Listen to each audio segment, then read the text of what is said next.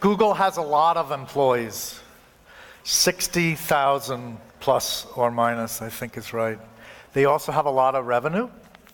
Last quarter, $26 billion US for one quarter.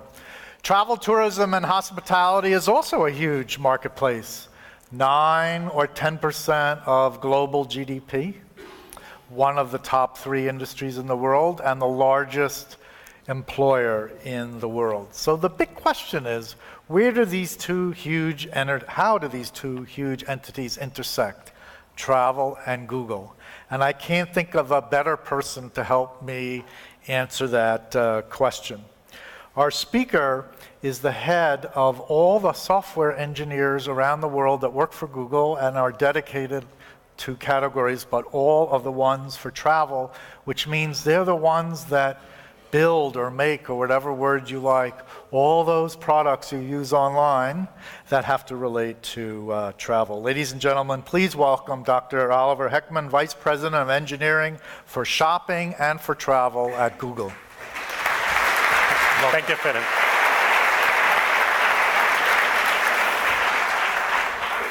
I was a little nervous there with that survey. Phew. Were those real results? Oh, that's good. So a lot of industry folk love to ask this question over and over and over again. Is Google an OTA? Does Google plan on being an OTA, online travel agency? Of course, the answer is always no, right?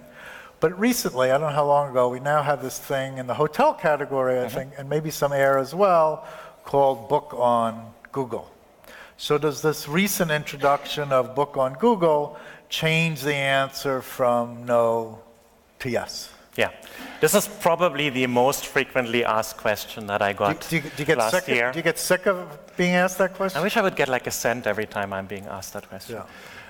So we're not becoming an OTA, but it's worth explaining the Book on Google feature that you mentioned, because I can see why some people think that makes us an OTA.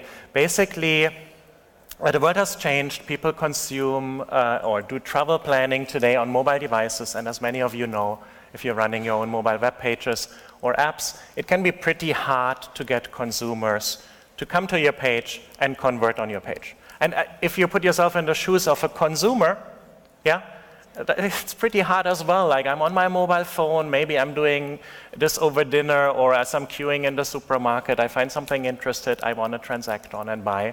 Yeah, but then I'm coming to possibly your website, and to transact, I have to enter my name.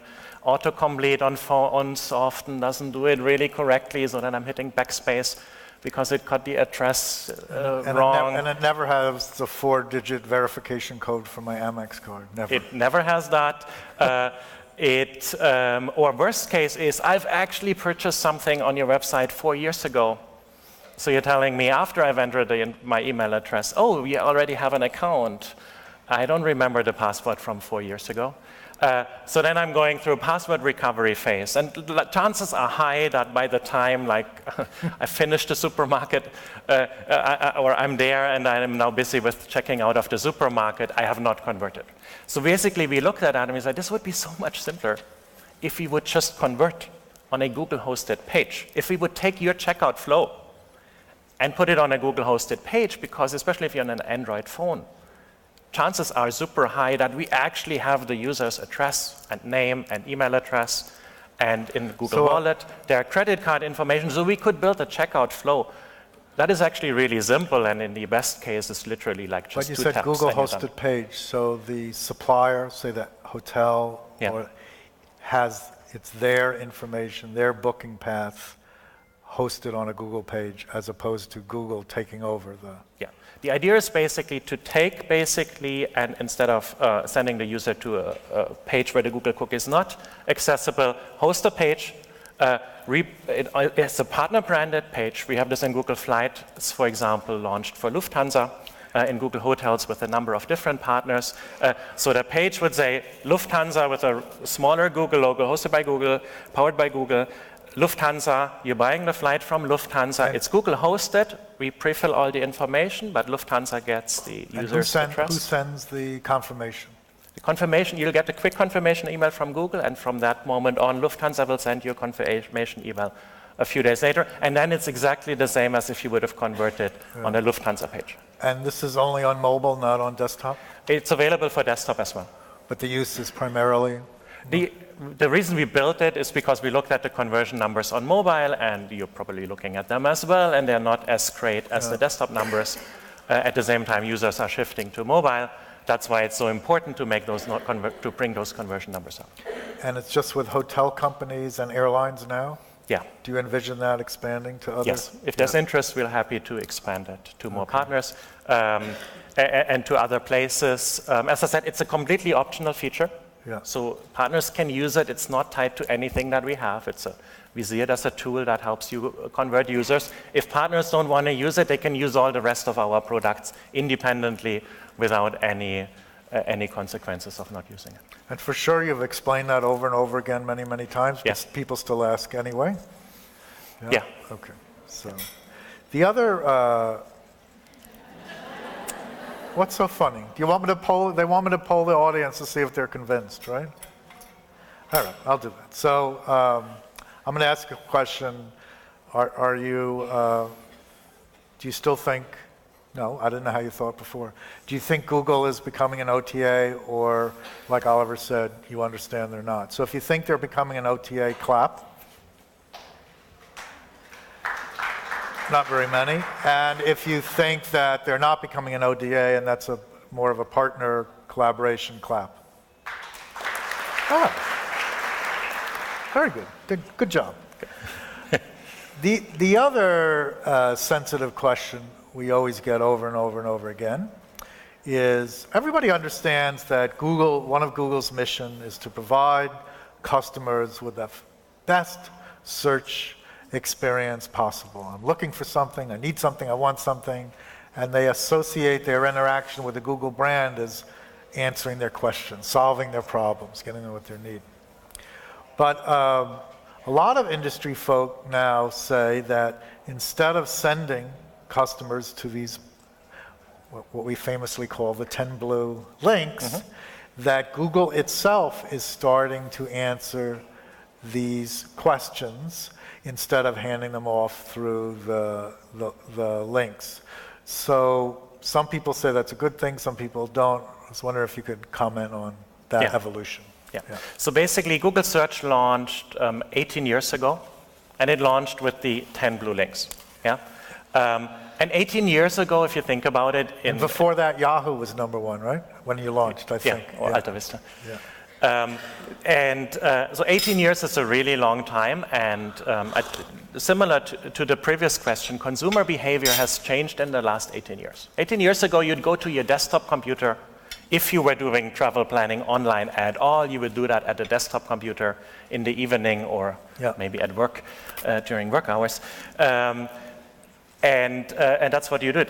So today, this has changed. Like we see more queries coming on these type of devices these days, asking all kind of questions on these type of devices. They have a much smaller screen. And as I explained earlier, the session duration, the time spent in an individual session trying to get a task done, is shrinking every couple of months. And that's because you're doing it in a different environment. People are distracted quicker, and they're just basically less patient in getting an answer today than they were 18 years ago. That basically means for us, we had to change our product, like every product had to change in the last 18 years. And basically, for us in the travel part of Google, that basically was to, in other parts of Google, is basically, instead of just the 10 blue links, which are still there, basically try to figure out what question the user is asking, and provide the user with the answer. And for something like a hotel query, the answer is not necessarily such an easy thing, but that's why we have the hotel ads unit, which is basically showing you a map with the hotels. Let's say you're searching for hotels in Berlin, a map with the hotels in Berlin, a list of hotels, prices, and showing you all of our partners that are offering that hotel. And then sending you off in the end to the partner that the user is selecting to convert on the partner side. So what has not changed in 18 years is we are actually connecting the users to the partners that are offering fantastic travel products and connecting the users to them. But the UI that we're using to do that has changed. So goodbye 10 blue links, pretty much. I mean, they're still on the page and they have value, but I think also the units that we've developed in the last couple of years provide a lot of value. Yeah. So most of the searches every day all over the world on Google, all categories, not just travel, are done through a mobile device. Is that true? Yeah. Most amazing. So of all the searches, most are mobile. So would you say, Oliver, then that Google is now a mobile-first company? Actually, that's a good question to ask, because I would have, like, if I was here last year, you would have said, last year my answer would have been yes. Actually, my answer now is no. We're not a mobile-first company. We have been one. We've moved past that. For how many years were you a mobile-first company? For the last 5 years. 5 years. Yeah. We are now an AI-first company. Artificial intelligence. So I want to get into that. I want to poll the audience, though, one more time. Clap if your company, honestly, is a mobile-first company. It's amazing. Clap if you believe it should be, but you just haven't figured out how to do that yet. Interesting. So it's not so easy. So Google has moved on from what the audience hasn't even gotten to yet, right? Yeah. So what does an AI-first company mean? What does that mean? So let me take a step back and explain what I mean with that. And I need to get to explaining the technological breakthroughs that we've been driving in the very recent years, and that I assume most of the audience might have missed. And that's actually that's needed to explain why we call ourselves an AI-first company. So with artificial intelligence, we're basically, this is actually an area in computer science that has been around for like more than 60 years by now. It's basically the idea of kind of creating machines that exhibit intelligent behavior similar to humans exhibiting intelligent behavior. So this has been around for a really long time. There hasn't been really any major breakthroughs until recently. Playing chess with a computer? Yes, for example. Yeah. To oversimplify, yes. You can solve chess without using much of AI, actually. There was a lot of press last year when we developed AlphaGo, about breakthroughs in AI, because we basically did not chess but Go. Google developed software, or an Alphabet developed software, but it was written by DeepMind, which is part of Alphabet, which is part of Google and Alphabet. Alphabet is the mother company of Google. We changed that recently. Basically was beating the top Go player, and that was something where for a long time everybody believed that's an area that is so much playing to the strengths of the human brain, that machines would struggle for a really long time. And that's so you mentioned, what is machine learning, and how does that relate to travel? So basically, if you think you want to build an intelligent machine, an artificial with an AI, there are multiple ways of doing that, but the right way, or the way that this is done today, is by basically using machine learning. You could try to build an AI by creating all kind of rules and trying to do this top-down by basically building an intelligence by specifying all the rules, but that has not really worked over the last 60 years. What is working is by basically leveraging machine learning, and the idea is basically do something similar to actually what humans are doing when they're babies and they're evolving, and that is basically have the machine learn what means. Let's say you want to build something that identifies a cat. A cat. That's a task that, frankly, I have a little baby. It cannot recognize cats yet, but within the next couple of months, his brain will develop so that he can recognize cats and all kind of other objects. So toddlers are pretty good at recognizing cats, dogs, and other stuff. Until recently, machines have not been good at doing that.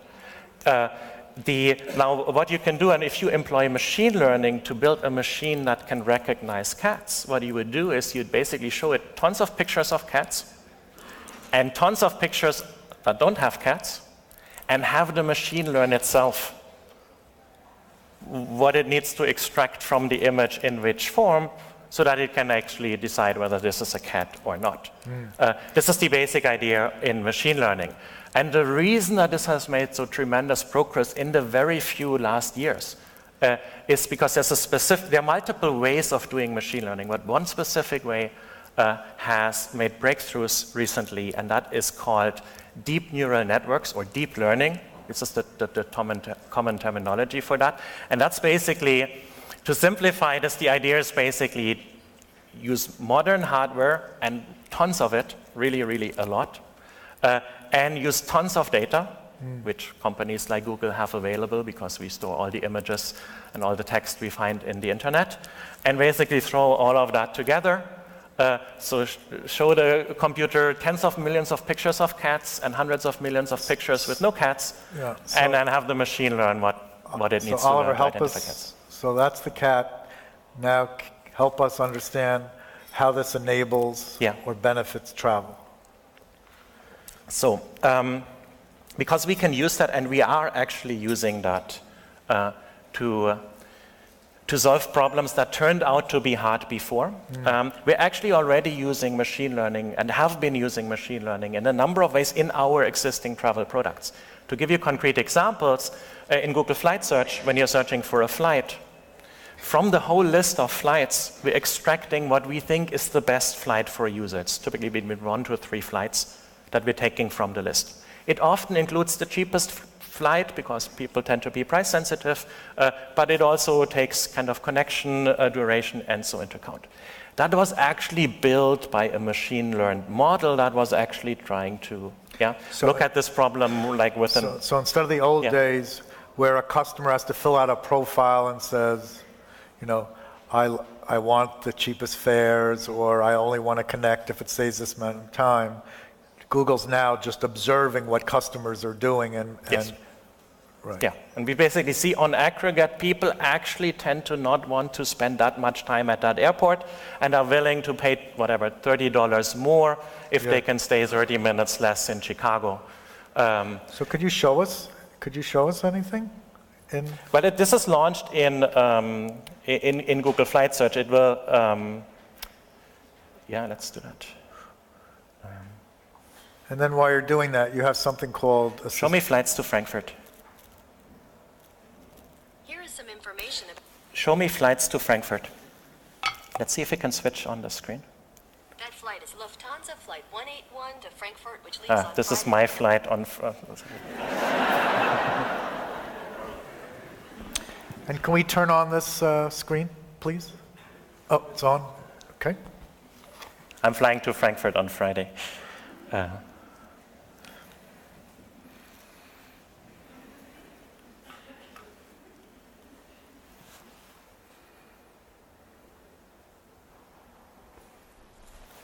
I think I don't have internet connectivity now. Here we go.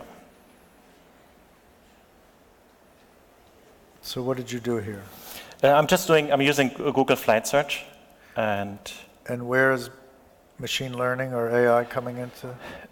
Right, the AI is running in the background. It doesn't look any different to you than that. But if we basically the ranking of the flights is determined by a machine learned model. Okay. So this is not yet looking like an AI because it could have been developed with traditional. Tell us about Assistant then. What Google calls Assistant. So the reason I said earlier we are an AI first company and no longer a mobile first company is because we are seeing those breakthroughs in machine learning, as I just explained, and we're thinking, okay, this can actually power the next couple of years of how we can build better products for users. Let me just quickly show you a demo. We have launched recently, at the end of last year, we've launched what we call the Google Assistant. That's basically the future of, that's how we see the future of Google search evolving. It's basically AI-powered tool that helps you get stuff done in the real world. And people talk to Google. Yes, Google before I show that, there are multiple instances of the Google Assistant. So let me explain that in a bit. There's a device that's currently only available in the US that is called Google Home. That's a physical hardware device. It looks, frankly speaking, a bit like an air freshener. I have one at home in my kitchen. And I can ask that question when I'm in the kitchen. So I'd be in the kitchen and said, okay, Google, what is 6 ounces in milliliters? I moved to the US 2 years ago and I'm still struggling with the imperial system, and I just very much prefer the metric system. I can also talk to that and say, okay, Google, when is my flight to Frankfurt? And it would give me an answer. So that's one instance of the Google Assistant. The next instance of the Google Assistant is there's a chat app that we launched last year called Allo. And in that chat app, you can also chat with the Google Assistant or add the Google Assistant to a conversation that you're having with someone else. Customers launch the chat app, and they can talk to the app instead of type. Yeah. And then Google uses that technology to answer the question. Yeah. The third instance of the Assistant is if you have an Android Wear version 2.0 enabled watch, like this Polar M600 that I'm wearing, you can actually talk to your watch and you'll get the answers from the Assistant back. And the last, but not least, instance of the Assistant is basically integrated into our latest generation of Android phones. This is the Google Pixel phone that we launched at the end of last year, and that's available in many markets internationally, including here. Can we do that now? Yeah, let's do that. So basically, if I want to talk to the Google Assistant, and this, I have to warn you first, because this is a demo that is particularly tricky when you're doing it in English, you're in a noisy room with suboptimal acoustics, you are quite far away from the microphone like I'm right now, and then there's the demo effect. So I try to do this and hope it works. Let me just show it. I'm just triggering the Assistant by simply long pressing here. Show me things to do in Paris. And if we can get attractions in Paris include Eiffel Tower, Notre Dame de Paris, and others. So I've talked to the Assistant, it has understood my voice. The speech recognition, by the way, is also powered by machine learning. What it has done now, it has taken the destination product, which, by the way, if you have been here last year, you'll hopefully remember me standing here and officially launching the Google Destinations product here at ITB. Yeah. Now we've integrated that into the Assistant, and it has taken the information from that product and shown it here. But let's continue. When is a good time to go?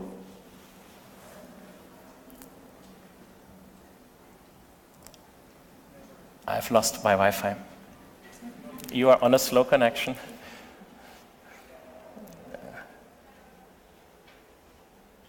Let me see if I can.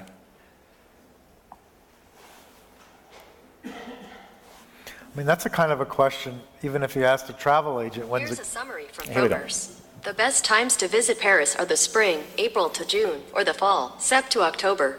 Recently, Paris has seen extreme temperatures in both summer and winter, perhaps a result of global warming. So, what I want to point out is I had a proper conversation with the phone. If you look back at what I did, I said, when is a good time to go? I didn't say, when is a good time to go to Paris? Yeah, it created, like humans do in a actual discussion, it created the context by basically looking back at the history of of my interaction with the machine. We have the benefit now. So Assistant is about 6 months, I'm guessing, old now. It's been in the marketplace. So what have you learned? Like, what's working that's pleasantly surprising, and what's not working that's sort of disappointing and you have to go back to the drawing board? Yeah. So one insight that is very clear is that let me take a step back in answering the question. So basically, in an interface like this, and of course you can take these examples any further. Let me just give you one more example, and then I'll get back to your question. Show me flights to Paris. Flights from Berlin to Paris leaving March 28th and coming back April 4th start at €89. Yeah. The shortest flight is about 1 hour and 45 minutes long. So we've also taken the information that we have from our flights partners and integrated into your assistant. And now you can kind of use your imagination of how this might continue. As I said, this is an early product still. So in the assistant today, you could not complete the task yet because we're not there yet. You cannot end up booking the flight yet. This is clearly something we're working towards, but it's not possible today, but you can do the research already. Now, as I said, this is the early days of the Google Assistant. It's less than half a year old. We've launched it, and now we're actually able to look at how actually users are using it. That's what I'm really curious. Yeah. Like, what are you learning, and good and bad? One interesting statistic is that already before the Assistant, we saw that 20% of the Google queries in traditional Google search on Android phones were done by voice. So one conclusion that's relevant for the Assistant is actually increasingly people are comfortable and getting used to basically talking to their phone. So that everyone understands. So most Google searches are on No, their 20%. No, most are on their phone. Yeah. And of those, 20% are voice initiated. 20% of Android phone searches are voice searches. Clap in the audience if you're experimenting now, working with your customers using voice. Another thing that we learned, we knew that before, but basically the launch has confirmed that, is that like natural language and talking in natural language to your machine is super powerful because everything that the human mind can think of can be expressed in natural language. I mean, that's what natural language has evolved to. Easier than typing.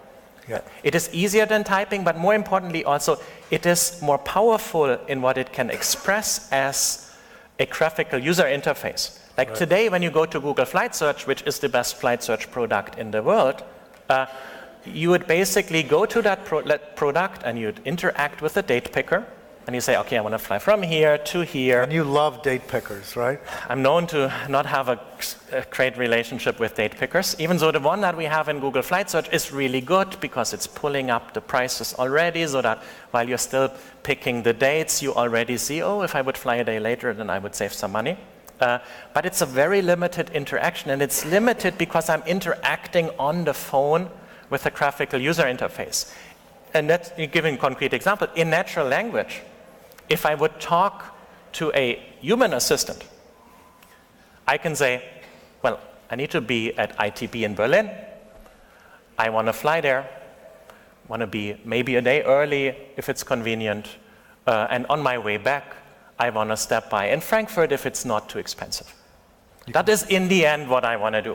Right. Now imagine you kind of transforming that idea, the task that you're trying to get done, that I can express in a single sentence in natural language. You're trying to get that done by interacting with tools and date pickers. You open up your calendar, or someone will open up your calendar and need to look at when is ITB, or do a Google search and figure that out.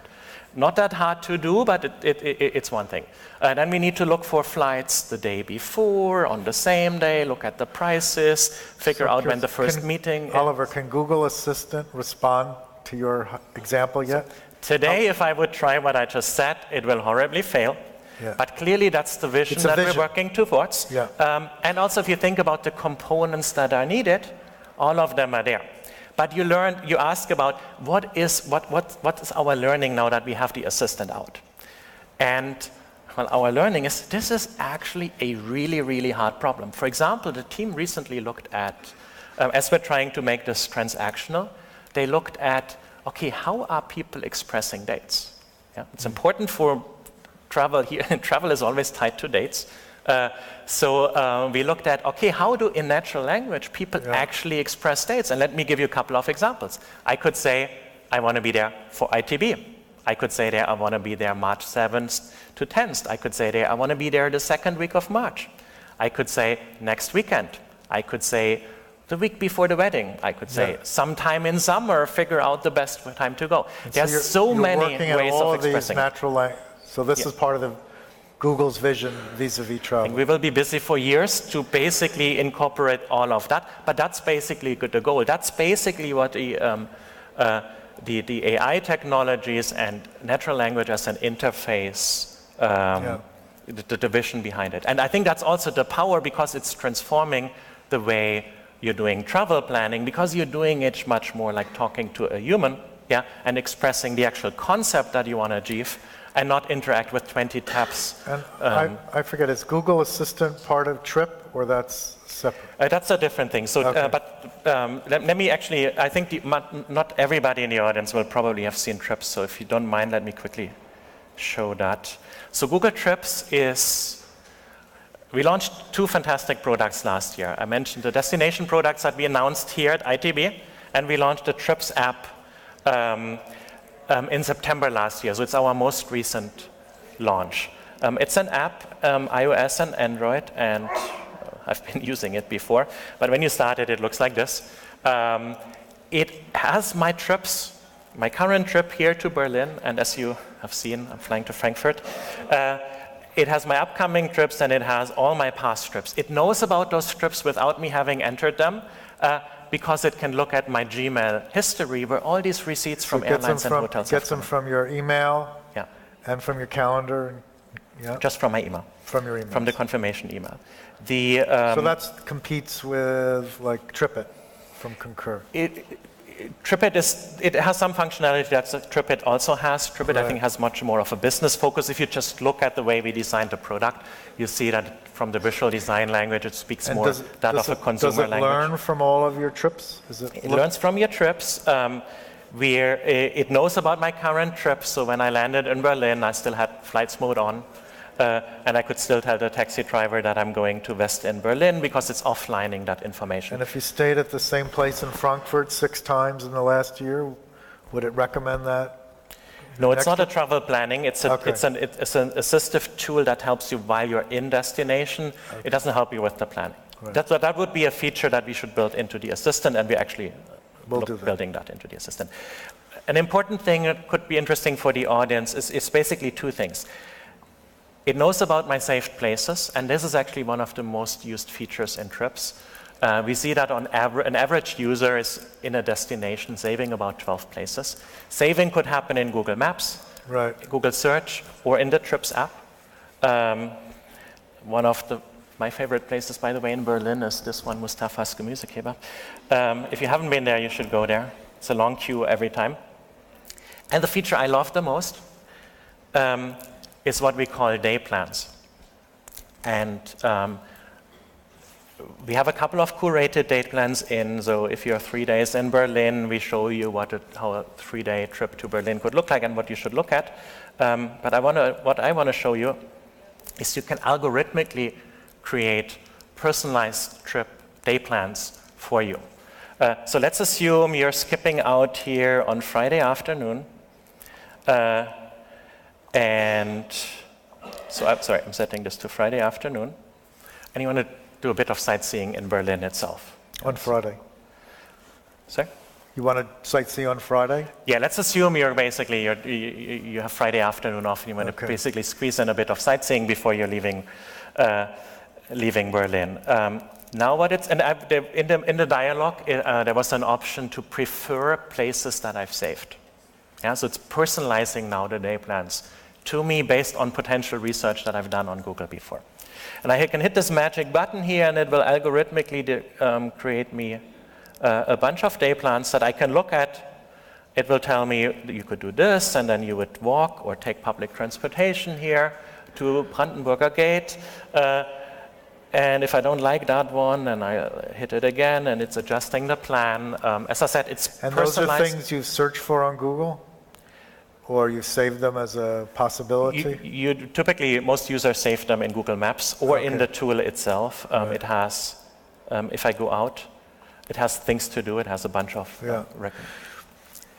So we have about 2 minutes left. So we've been talking about some amazing things, new technologies, Google Vision, but we also heard that most of my questions either gets no claps or a few. So to bring this back to the audience and focus on growing travel and tourism, reducing friction, or a lot of everyday simple companies, how can they apply to improve their business some of the things we've discussed here on stage? I mean, I recognize that when I talk about becoming AI first company and how artificial intelligence and machine learning will be the future, that this is probably pretty far removed from the day-to-day worries that many of you have. You basically have an online and an offline presence.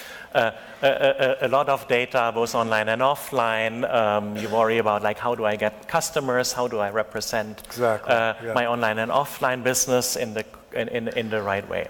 There are many tools available for that. Google has one, actually suite of tools that we call Google My Business. That's specifically targeted at smaller businesses. If you're a really large business and a large customer of us, chances are you have your salesperson to talk to. Google for Business? Yeah, it's Google My Business. If you just Google for Google My Business. Google My Business.